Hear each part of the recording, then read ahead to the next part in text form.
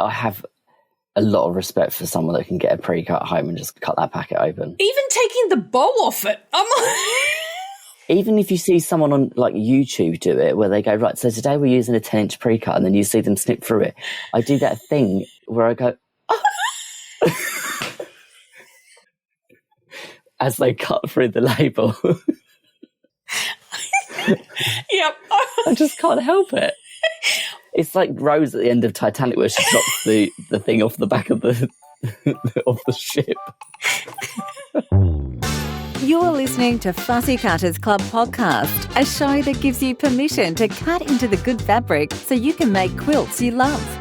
And now your host, who believes it's not a crime to love using novelty fabrics, Ange Wilson. Welcome to Fussy Cutters podcast today. Today we are talking with Adam of Adam Sews, a British sewist. I don't know why I said that, but I feel like every time I find someone who is also in the Commonwealth, there's this immediate kindredness there. And Adam is just so lovely and so personable and puts you at ease straight away and is excited and has a passion and just he's one of those people that you kind of go, I wish I could hang out with him whenever I was feeling blue or down or wanted to just laugh and have fun and forget about my troubles. He is a bag maker first and foremost, I think he would say, and then a patchworker. He does some amazing work with Tula Pink.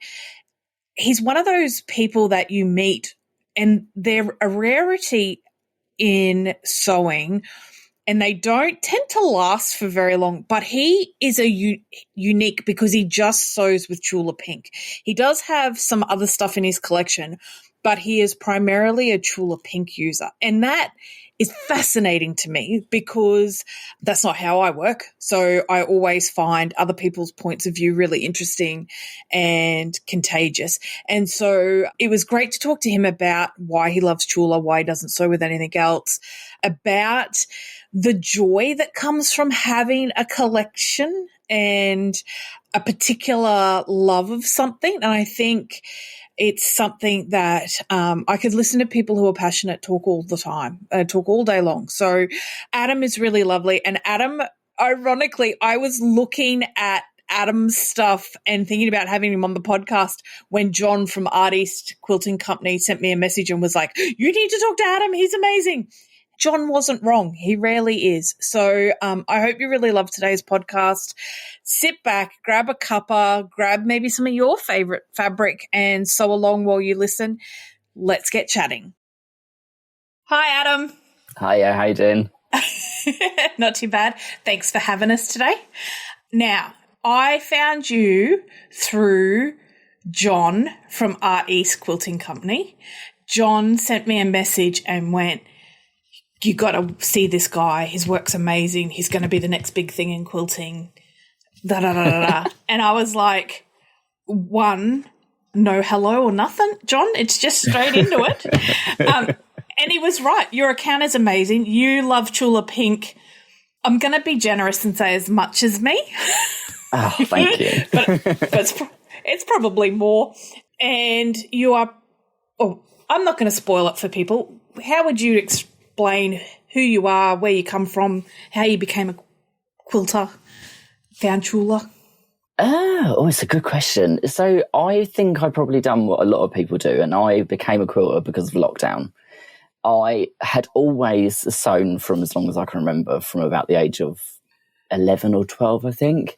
And through lockdown, I had this thing in my head where I was like, I need to make a quilt. I've always wanted to make a quilt. It's one thing that I've never sewn. I'd sewn clothes, soft toys, anything basically, but never a quilt. And I think my first quilt that I ever made was like the most dysfunctional quilt I've ever made.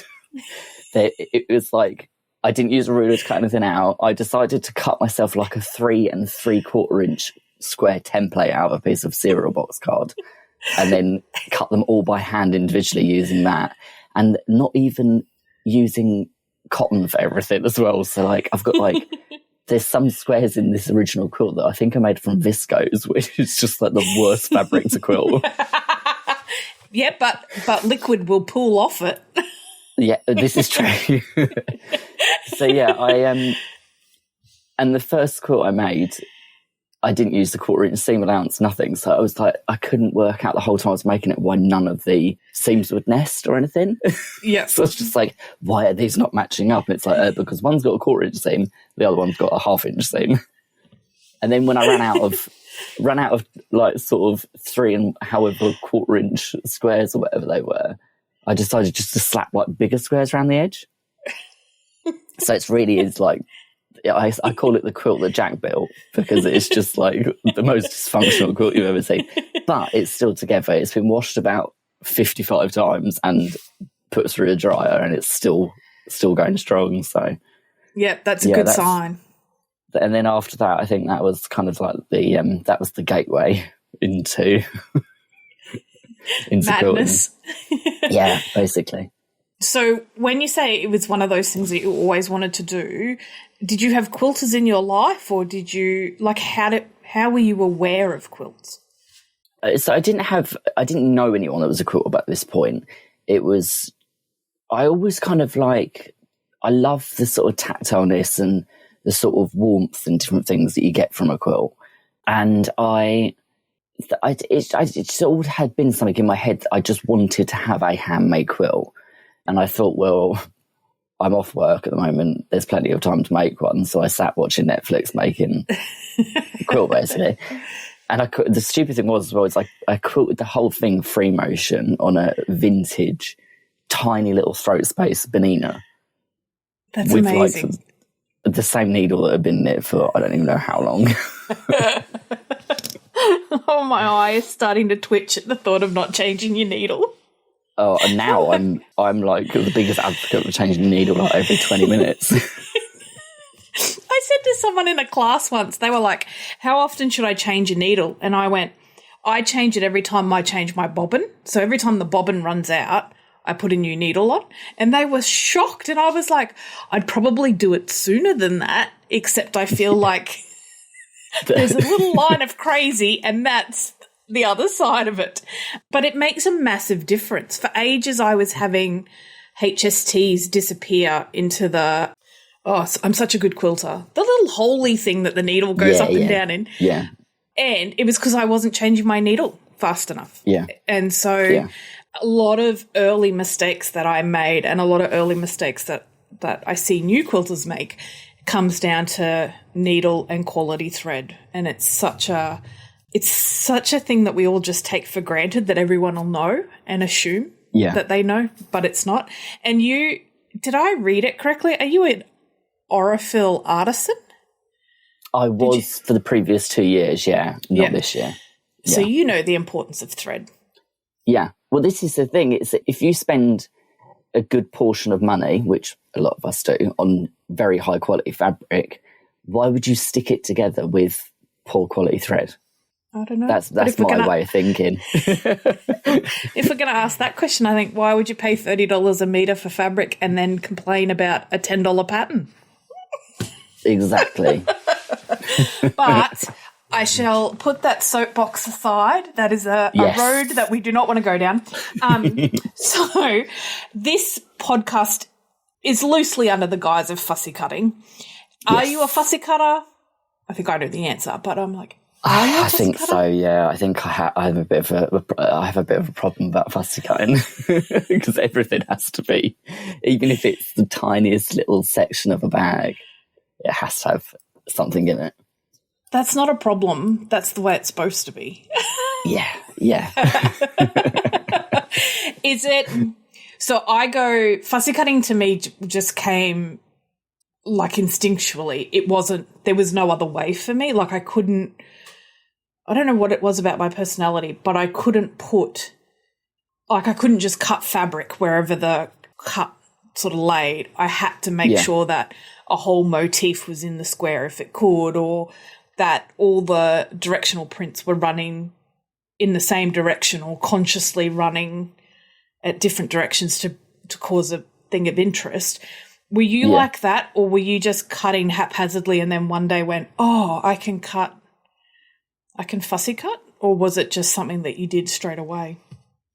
I think it was a bit like you. I think it was like you're looking at this fabric and you think, oh, I can't cut that cat's head off. It just doesn't seem right. It's like, so Tabby Road Deja Vu's obviously just come out, and I got bolts of it, which is behind me to the left. Yeah. And I couldn't, I messaged a few of my friends that had pre-ordered it through me, and I said to them, I'm really sorry, but I've had to give you 4 inches extra of the cats because I can't cut their heads off. So they had extra fabric because I would rather lose the extra fabric at my own cost than cut their heads off. But that's really funny, right? Because this is, don't hold this against me, but we play a few video games in our house, and I'm the video game player that can't kill the bunnies and stuff in the video game because it's like, they're bunnies. I can't kill them. Yeah. And I'll have people screaming at me, you've got to kill that. You've got to kill. And I'll be like, but it's a bunny. And I'm the same. It's the same with the fabric. I can't. There's been a few quilts where I've intentionally put the back end of a horse in the quilt and cut up, like intentionally just put it hanging over the side. But I can't do anything that's cute, anything that's a person. I really struggle. Heather Ross's mice, where they're like, the turnip farmer and stuff, I couldn't cut those. Like, it was just, and to the point where I was like rewriting patterns and to make sure that I could include that bit in it properly. But it is really funny how we give personality to fabric. So do you think you're a storyteller through your fabric choices? I guess so. I like things to sort of make sense to a certain degree. So if I make it, I make a lot of bags. So if I'm making a bag and one of the pockets has got like the cat on it, then one of the other pockets has to have something that relates to the cat. Yep. Yeah. Because you're not going to put like a dog next to it that's going to fight with it. Yeah, and that's the thing that I found. The more fussy cutters I talk to, it's this theme that runs through it where we go like, oh no, we're telling ourselves little stories when we're building whatever it is, whether it's a quilt or a bag or something, and you go, we just do it. It's one of those things where, you can't put, like a friend of mine makes really beautiful scrap quilts, and she misses the storytelling gene, and she just puts the most random of stuff together. And I'm like, dude, you can't have that and that together. And she's like, who are you to tell me? And I'm like, you're right, I shouldn't tell you that. But in my head, I'm going, those two things don't mix. So it is really interesting to see how we go. And then because you are a Tula Pink lover, do you put, I don't know why I said lover like that, it's just a habit. Do you put are you a strictly line with line, or I use everything from Tula all together? You're a mixer, or are you a... So it kind of depends. If it's something for myself, if I was making myself a bag or myself a quilt, well, so this is the thing, I've done both really. So I would generally, so if I was making a quilt and I was going to mix lines, I would still make sure that each internal block of that quilt was individual lines. Oh, really? So, okay. Yeah. So I've got a quilt on my bed at the moment, which is I think it's about 2.2 by 2.1 meters. So it's big. It's like one of the biggest quilts I think I've ever made, which, to be honest, I don't really make small quilts as well. Neither if do I'm going I. to make a quilt, it's like, what's the point of it being the size of a postage stamp and to keep your foot warm? Yeah, I was going to say, someone said to me the other day, do you have a standard quilt size? And I'm like, yeah, my smallest quilt's 80 by 80. Like I made a 60 by 60 a couple of months back, and I was like, dude, half my arm is hanging. Like, you can't put two people on a couch under a 60 by 60. Like, no. So, yes, I completely understand. Now, as you were, the lines. Yeah, so it's big quilt. It's a big quilt, and it's a take on the electric slide quilt, which was the quilt that Tula brought out for homemade. So it's like a modern twist on a log cabin. And each block in that quilt is a different line in each block for as many lines as I have in my collection. So I have like some of the black and white blocks from line work, and then I've got some of the ones from Parisville. But even though they're all different lines, each block is its own line. Yeah. So it doesn't feel wrong to mix them. But then I get bag orders where someone says, oh, I like the bunnies from Besties, and I like this from that range, and I like this from that range. Can you just put them all together? And I can kind of understand, and I'm happy to do it because most of Tula's fabrics blend anyway, because she's got a running theme with the same colours through most of them. Yeah. But it does give me a little bit of an eye twitch sometimes because I'm like, oh, you shouldn't be putting that with that, because they came out like 7 years apart. So if you found quilting in, let's say, 2019, 2020, COVID era, 2020, 2021, were you collecting Tula before then? No. So this is a more modern thing, a more recent thing. So what's the oldest line of hers that you've got? So I have Moda. So I have Moda too, but it was on the shelf when I bought it. Do you hunt for it? Like, do you buy it off Etsy? Do you buy it off eBay? Do you do swaps? How do you get your hands on old stuff? So I have a friend, and she says to me, I think you've got a problem. She says, because you find it in the weirdest places. But that's the fun. I've been known to sit on my phone Googling until like 3 o'clock in the morning, and I've looked through every single tiny little quilt shop that's in like some strange little village in the middle of nowhere that's only got like 5 viewers to their website a year, and you think, and I go on. So prime example is, she used to do the pre-cuts that were hexy shape, rather than the 5-inch squares, and I found this tiny, tiny little quilt shop in like some little village in Cornwall or somewhere, like right down in the West Country. Yeah. And they had some of the hexies in Spirit Animal, the space otters. Yep. And I found them and I was like, this can't be real. It's like, it was out of print years ago. And it said that they had like 5 in stock. And I ordered one and I was like, let's just do this as a test run. And then like a week later it turned up and I was like, well, maybe I'll order some more then. And then all right, I'm making an assumption here, but if you had someone else in the bed with you at 3 a.m. in the morning, do you wake them up to say, look what I found? Because I do that. That wouldn't end well. That wouldn't end well. I've done that before. I mean, like, babe, look at this. And then, Yeah. Yeah, see, I don't think my husband would understand. I think he'd be like, why are you telling me this time of day? I'm happy for you, but I really need to sleep. I get the next morning while he's making his coffee. Did you wake me up in the middle of the night? I'm like, me? No. He's like, you did, didn't you? I was like, yeah, but I found fabric that's out of print. You don't understand. So do you travel yet for your hobby? Because that's the other thing I do, is I like to go on a road trip and then hit the fabric stores in the towns in between here and wherever we're going. So my part-time job to fund everything besides, I drive for a living anyway. So I do kind of, if I'm at work and I've got to drive, say 5 hours away, I will once I've done what I've got to do where I am, I do kind of Google, is there any sort of fabric shops local while I'm here?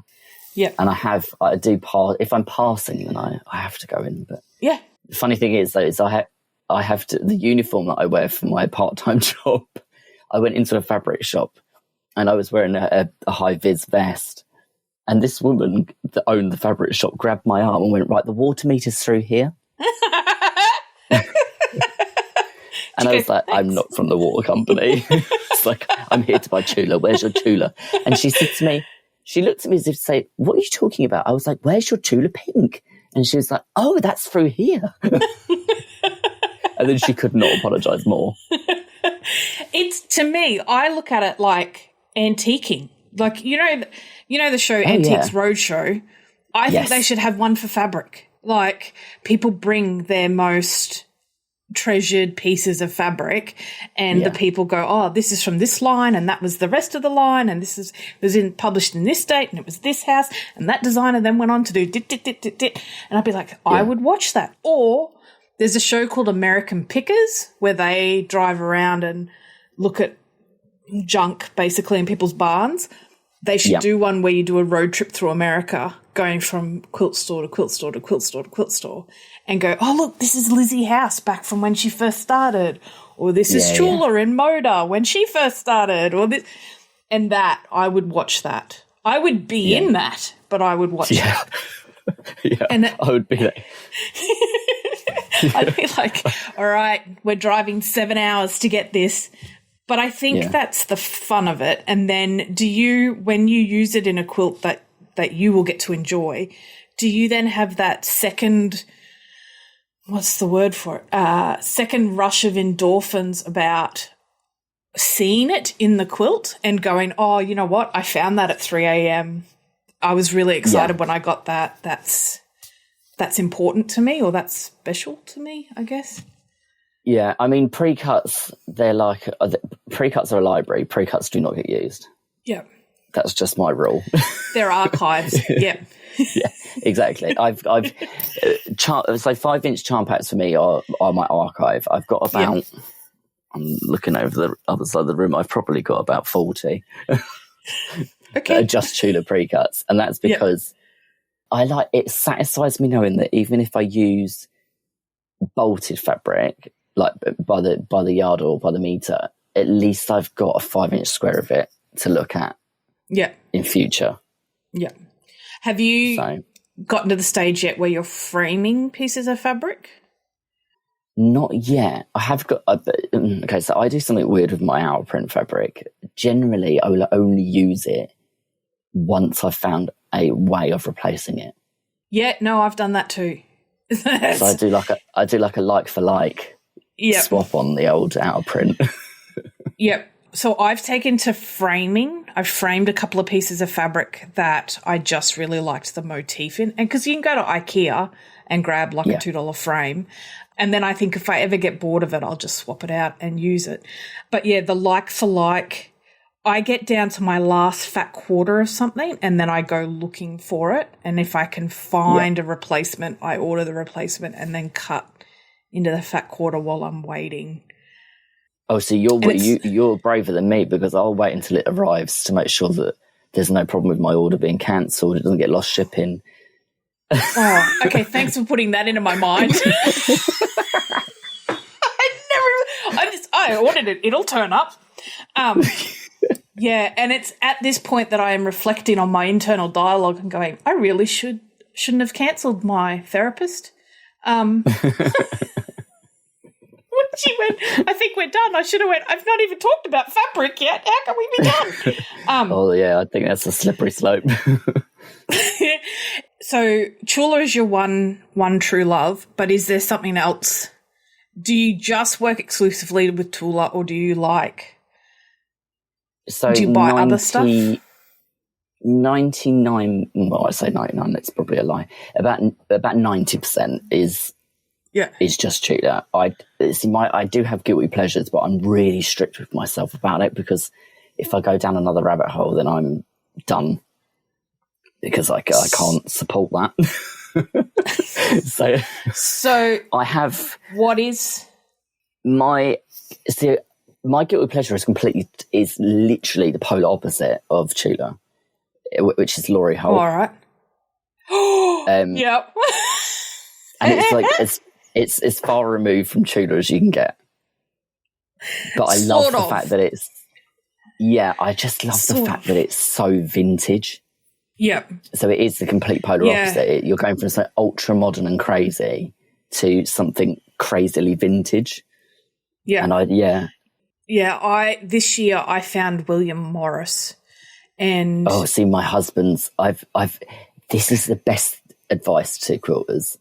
If there's a way of convincing your partner, husband, significant other to quilt, do it, because then it makes everything easier.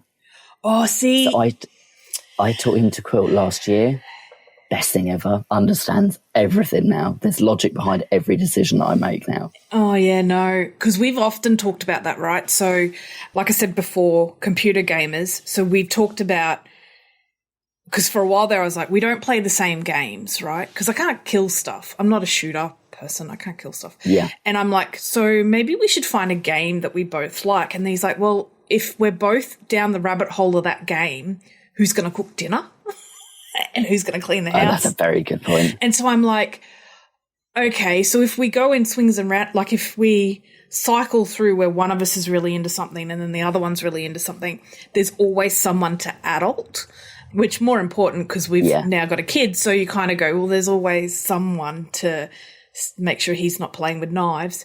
But the other thing is we've talked about having the same hobby because he was like, why don't you get into Lego? And I was like, I can appreciate Lego and I don't mind the occasional Lego, but I can't do every Star Wars bloody Lego set that's ever been released or anything. And I go to him, well, can't you do fabric? Like, can't you come down into the studio and hang with me while I do this? And he's like, no, I just find it really boring. So when I explain stuff to him, I go, you can get a Lego set because I've just bought this amount of fabric. Or you can get... And so, or if he's like, I don't understand why you're so excited about that, I go, well, remember that time you found the Millennium Falcon for 30% off? It's the same thing. Yeah. Yeah, exactly. But yeah, it is interesting. So he started quilting, and is he a William Morris fan? Yes. Has he seen the new cave? Get him in here. Has he seen the new? Oh, it's on pre-order. Yeah. It's on pre-order. Yeah. Because my dream is that Tula recolors it as well, because I'm hoping that they do a Free Spirit designer. Because a crossover. Yeah, because can you imagine her recoloring? Anyway. But then there is a recolor of Strawberry Thief anyway. Have you seen it? Of the William Morris. Yeah, because Kaif's done the recoloring. I've actually, do you know what, funnily enough, I've actually got... So that is recoloured William Morris, all EPP together. See, that's amazing. In different colourways. Yeah. And it actually makes it look like the same fabric but just been pieced together by fussy cutting. Yeah. That's lovely too. See? And that's got neons in it as well. Okay. Because that was my thing. I was like, I've never understood the William Morris thing. I don't do traditional fabrics. I can't do Maroni brown and I can't do bottle green. And they remind me of school uniforms that I had as a kid. So, but when I found William Morris, it was through Barbara Brackman's done a black and white and beige creamy colouring of them. And I'm like, okay, now I can play with this and this. And then when you look at some of his stuff, the scroll work that I love in Tula's stuff is echoed from his stuff. And so you kind of go, well, I can see I call it the 7 degrees of bacon, but you can see the link from one to the other. And so it doesn't surprise me in some ways that I've found that rabbit hole. So your Laurie Holt, her colouring is very similar to Tula in some ways, though. In some of her... There's a lot of teal, there's a lot of green, there's a lot of soft pinks, corals. Yeah. There are... If you was to pick them all out and put them together in one fabric, I think you would end up with something... cohesive. Very similar. Yeah. Yeah. Yeah, that's really interesting. Yeah. So when you buy... This is my favourite question to ask fussy cutters. Is there a standard cut that you buy or... Yes. So with a new line, I always get a 1 metre bundle of every fabric from the line, so that I know that on release day or whenever I've got at least 1 metre of each print in that line.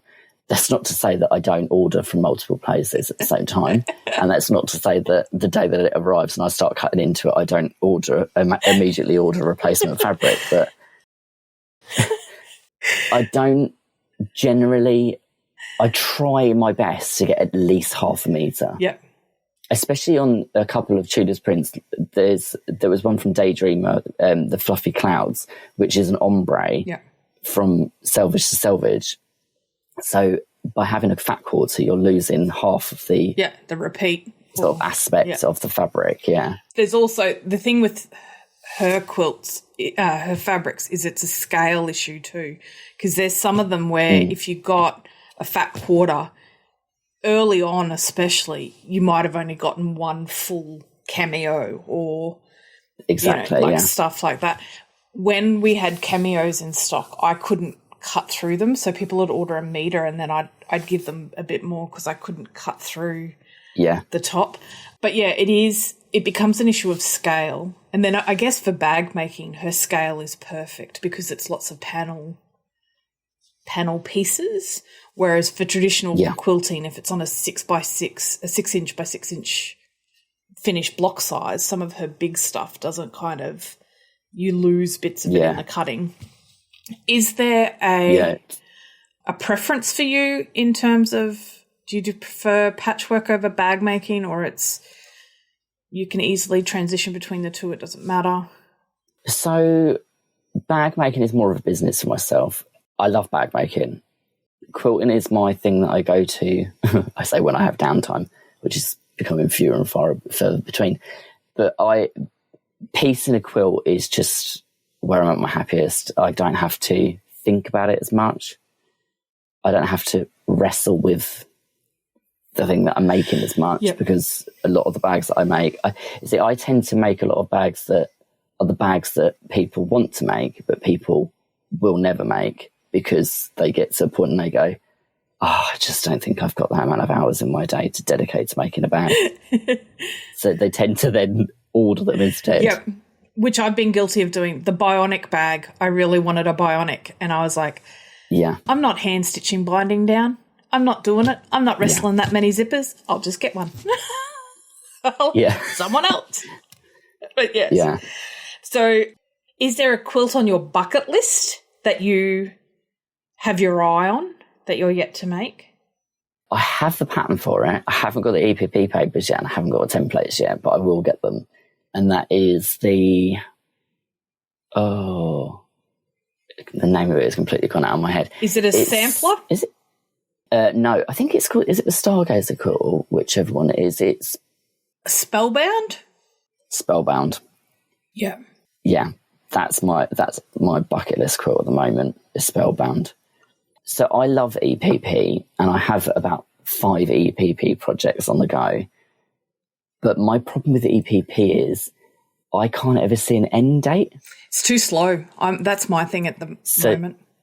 The Stargazer, because you make it in block format like a standard piece quilt, I think it's going to work better for me because I know that I will do one block at a time then. Yeah.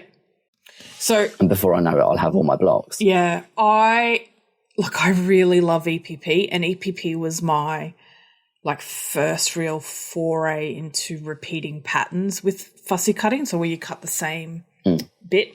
And in the end, I did the same trick. I started making only Tula Pink Lucy Boston quilt, and so I had made the Lucy Boston blocks, and I made about 6 of them, and I was like, oh, stuff this, I'm never going to finish this. And so I just framed them, hung them in our bathroom. That's a good idea.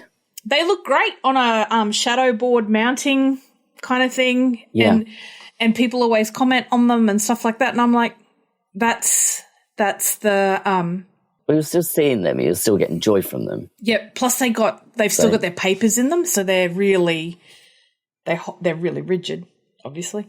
But yeah, I just kind of went, I don't have the patience, and I always worry about my stitching falling apart, which I think is just crazy, because if I ever finished an EPP quilt, it would be custom quilted and that sucker would not move. Yeah. And it would never see the wash. No fabric without thread in it. Yeah. No, it'd be like hanging on the wall. So yeah, I just kind of go, I would love to finish, but again, like you, time is of the essence these days. And so I do a lot of sewing that's work related, not fun kind of thing. But is there an Everest that you're yet to climb? Like what's your plan, Adam? Oh, that's a very good question. Because you're a vlogger. I am. I don't really... I do want to start... So I have a zillion patterns that are in my head that I want to eventually get made up and in PDF format and whatnot. Yeah. I've got a few already, but I'm working on 3 at the moment, which is... This is the thing with me. I was listening to one of your previous episodes, and it was when you were saying about focusing on one thing at a time and being distracted if there's too many things. And I think it was when you was talking about your business coach saying your problem is you need to focus on one thing. Yeah. And this is the same sort of thing. I'm like, so I've got a list on my phone of like probably about 17 or 18 different bag patterns that I want to create. But I make one and I do all the testing. I put all of the sizing together, all of the layout, everything, make up samples. And then it's just that point where I then get the block of actually writing it. Yep. Well, if you'd like some free business advice from a person who is shocking at that sort of thing, have a look and see if you can find someone who can do that bit for you. Because we have an art director. So I write the pattern and then it goes to her and she makes it all pretty. And so and it meant that the time that I would would have taken to learn Illustrator and making it all pretty and everything, I could use in the other aspects of the business, like, I don't know, sewing a sample, where she could do that little bit for us. Yeah. But I don't know whether bag making, I assume bag patterns would be the same. There's some stuff that's standard. Yeah.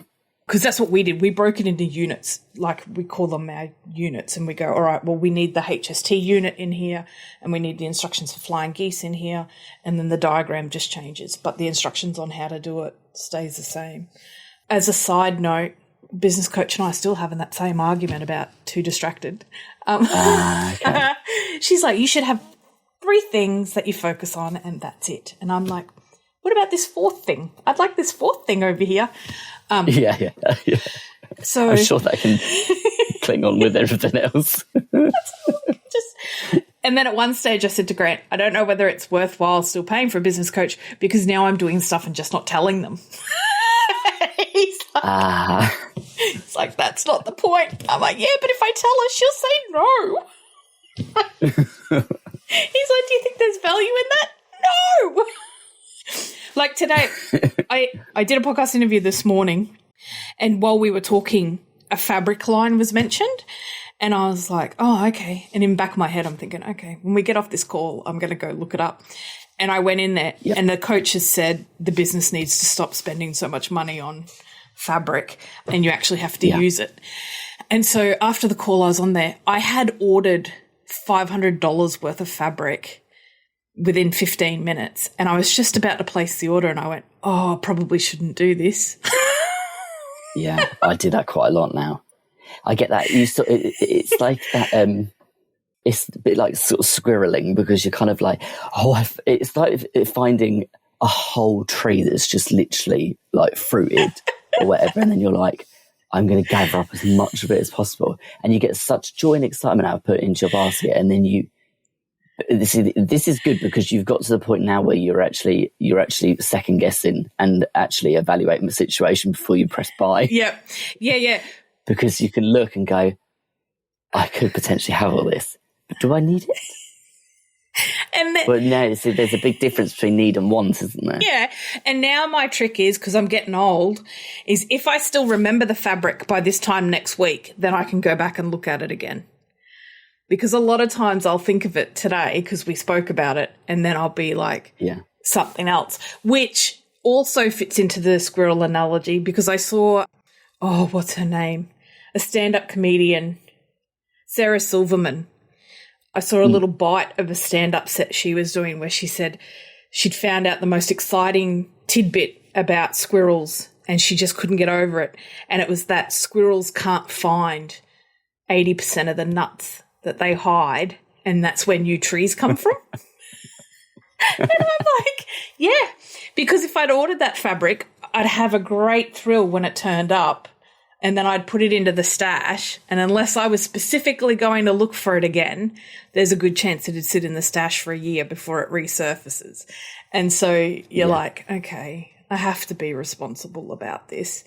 But yeah, I mean, I think there has to be, I try now to reward myself. So if I've used a lot of fabric in the last to make a quilt or something, then I can go buy some more fabric to replace it. It is like that one in, one out kind of thing. A lot of times I would order a whole collection, and now I look at it and I go, do I really like that one print that's maybe not capturing my heart? Okay, don't get that, And so it's interesting to see how things diversify and change the more you do it. And again, I got a whole cupboard full of pre-cuts that are just there to look pretty. And I'm like, I have a lot of respect for someone that can get a pre-cut home and just cut that packet open. Even taking the bow off it, I'm like... Even if you see someone on like YouTube do it, where they go, right, so today we're using a 10-inch pre-cut, and then you see them snip through it. I do that thing where I go, as they cut through the label. Yep. I just can't help it. It's like Rose at the end of Titanic, where she drops the thing off the back of the of the ship. Where she just goes,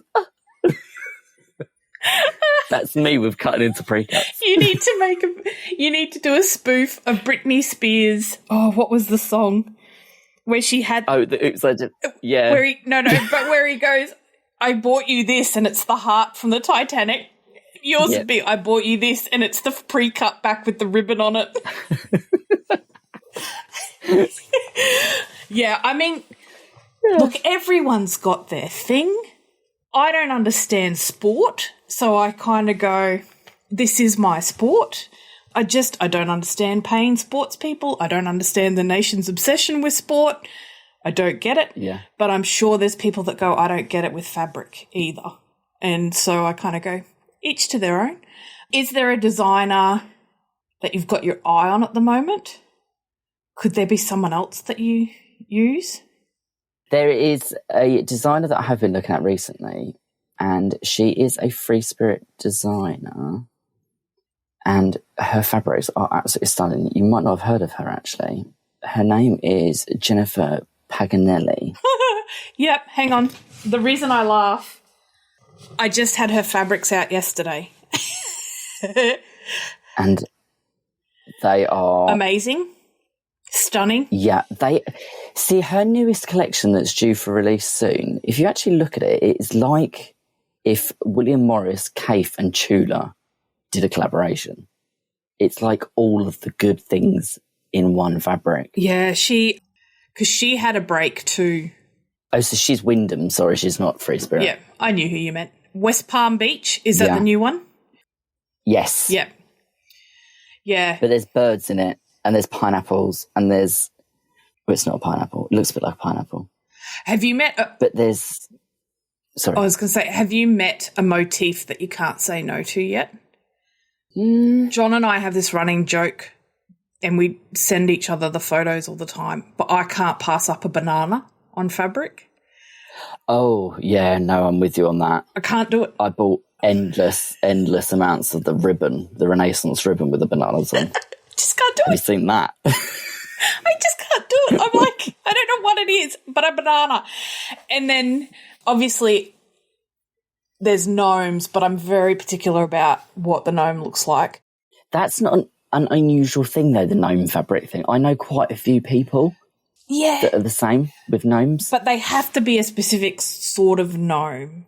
It's a really weird, like the Heather Ross gnomes, yes. The gnomes that you see every so often that are like the Norwegian, where they're just the thing with the nose and the beard. I can't do them. The gonks. Yeah. Can't do that. So they're very particular. And anchors. I cannot go past an anchor that I won't stop and look at either. And so... So have you got any salt water then? That was the first collection I ever bought a meter of before I'd even seen it. So See, that is the one collection that I've only got one print from, and that's the Octagarden. I've got that, and that's it. Because you just can't get it. I know. That's because we like it. Yeah. If you're nice to me, I might send you some. Because I've still got heaps left. I reckon that's going to be the next Deja Vu. I'm not going to lie. I did do something really fangirly, and I emailed Tula and said, if you're open to suggestions, could I suggest that you do a reprint, a Deja Vu of Salt Water? Now, she didn't reply, which I'm not surprised. Like, I just kind of... She's a busy lady. Oh, yeah. And she's like, crackpot. No, thank you. But, yeah, I'm like, if that would be the Pebble print in that is one of my all-time favourite, because there's so many things hidden in the pebbles. It gives and gives and gives that print. But, yeah, Saltwater. I was really excited when she redid the spell bottles. What are they from? The Nightshade. Yeah, because that was one of the... Yeah, the potions. It had just been released when I first started quilting, and I didn't know at the time to get lots of it. Yeah. And so that's the one. And that green that was in that collection, she's never really done again. That kind of... There's been a few collections that she's done, and you look at the colouring of it and you think that's never ever been a running theme in anything else. Yeah. Yeah. I've got some of her Moda fabric that I think was her first ever collection, and it is the weirdest colour. Yeah, but if you listen to... All right, now we're really getting into the stalker category. If you listen to some of her early interviews, I think... And Tula, if I'm wrong, I'm very sorry, that the art direction from Moda was around colour. Yeah. And so it's not really a true reflection of what she would have done if left to her own devices. But she's got a feather print. Is that in Moda? And it's like a green with a pink feather. And it is one of my all-time favourite colour combinations. It's like a minty green with a pink. Yeah. And I'm like, I wish she'd do something like that again. But yeah. I'd like her to recolour line work in colour. Oh, really? I was so excited when she did a black and white. That. Well, I'll trade you. To be fair, I've got bolts of some of it. Yeah. Because it is just the perfect blender for anything. Yeah. Yeah, I'll trade you. You can have line work in colour, and I'll have any of her other collections in black and white. Yeah. Because I think that's one of the things that there's not enough of in her, and I understand why, but there's not enough. Yeah. You need that very high contrast. And the circus stripes, the black and white circus stripes, I've got bolts of those because I'm like, it goes with everything. I don't understand. Exactly. But then the Tabby Road stripe that's just come out is equally usable. Yeah, and the rainbow. The houndstooth that's coming in... Oh, I can't even talk about that yet. I mean, who knew we needed checkerboard fabric? It's Vans, right? It's Vans shoes. Yeah. That's totally what I see when I see it. And I thought you meant there's Vans turning up with it, because there will be. No. Yeah, that's another thing I did without telling anybody, because I was supposed to be on a fabric diet, and I ordered that entire collection, bolts of that entire collection, because I was like, I don't care. I laugh in the face of danger. It's a lot in that line as well. There's 23, I think, isn't it? Yeah.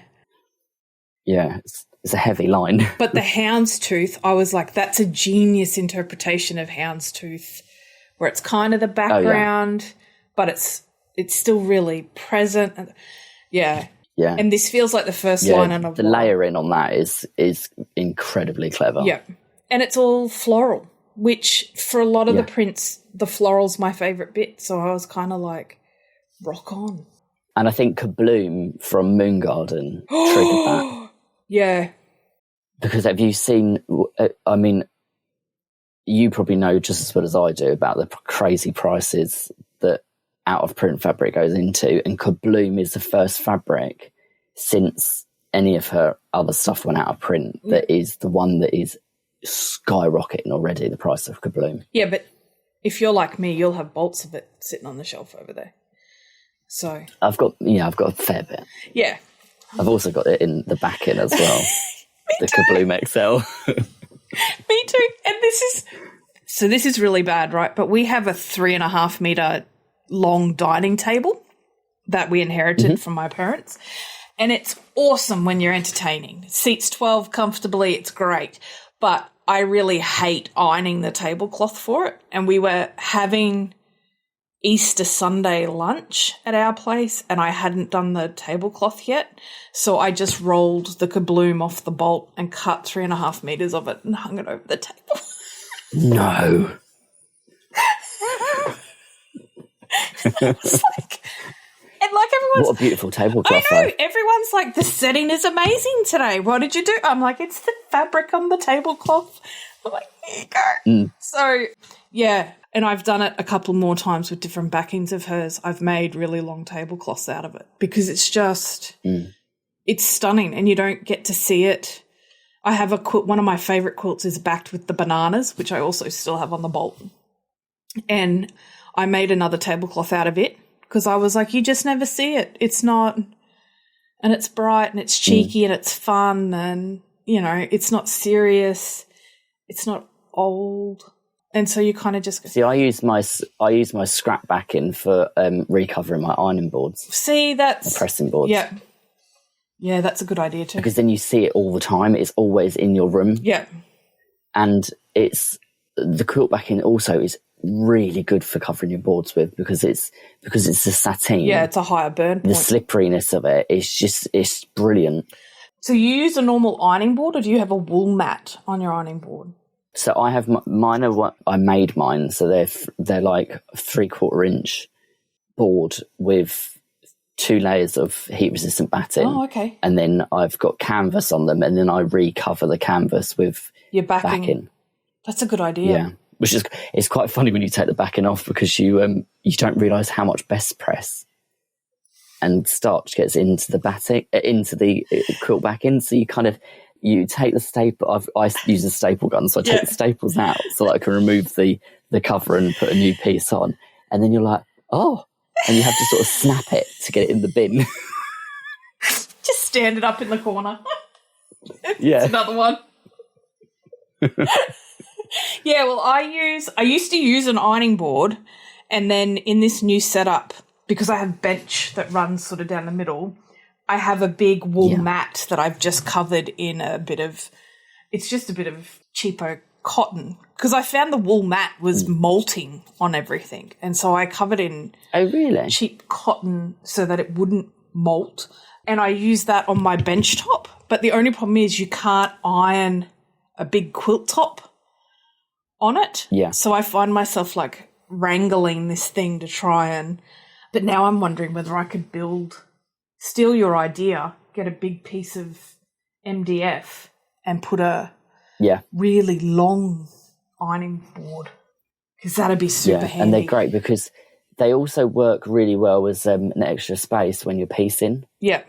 And because I've got one that's fixed to the end of my cutting table, which is my bigger one that I use I can press like almost a half yard on that. Okay. In one go. And then I've got a mobile version, which is half the size, which I actually can use as like a design board as well. So I can lay out, if I'm making a quilt, I can lay out all my block pieces and I can move it around the room as and when I need to. Yeah. So they are really useful. I work with a stack of Laurie Holt, the design boards. Yeah, so I love those. I cut a whole heap of blocks all at once and then in one setting, and then I bring them over and put them beside the machine, stare at them for a week or so, and then sew them all together. But yeah, it's really interesting, and I love it about like retreats and teaching and stuff like that, is seeing how other people's minds put together a process for their working. Because like, like they talk about Henry Ford was the first person to really do a production line. And I think every quilter I've met has their own standard production line in their head of how they work through the steps of fabric selection, cutting, sewing, pressing, and it's always different. It's some similar things in it, but someone's always got little differences in there about how they work and how they do things. And it's one of the things I love about our craft is that there's no right or wrong way for a lot of stuff, except a 1/4-inch seam, as you've learnt. That's probably the only thing that's non-negotiable in quilting. Yeah. And it's funny, I made my first quilt top, taught myself, didn't Google anything, just went, I'll just whack these squares together. Yeah, that's what I did. And when I went to the quilter, she was like, you've sewn all of these with a 1/8 seam? Oh, really? Yeah, they're really thin. I was like, I thought you just had to cut it. She's like, no, there's supposed to be a lot of fabric in the seam so that if the thread pulls and everything, it's not just ripping through and falling apart. And so I had to go back and redo it and redo bits of it and all that sort of stuff. And I was like, oh, who would have thought that the seams matter? Okay. But yes, so it's an interesting thing. So thank you for joining us today. I feel like we've diverged everywhere. Is there anything coming up that you would want to tell people about or share with people? They can check you out. We'll have links to all of your sites, stuff below. Well, the only thing that's coming up is I am going to be releasing a few more patterns over the next few months. I've got a couple that are with testers at the moment, so there will be some different bag patterns coming out. But there is other things, but I can't talk about them at the moment. Damn it! I thought if I just casually asked, really annoying. I just casually put it in there, you'd forget we were recording and go, "Hey, yeah, well, I've got this, and this." But yes, thank you so much for your time. Thank you for sharing your obsession with us and making me feel okay about mine. And I look forward to seeing your patterns come out. Thank you. Thanks for listening to the Fussy Cutters podcast. Enjoyed listening? Why not subscribe so you'll never miss an episode? Did you know the quickest way to the heart of any podcaster is to leave a review or recommend the podcast to a friend? It's true, it is. Until next week, get out there and fondle that fabric.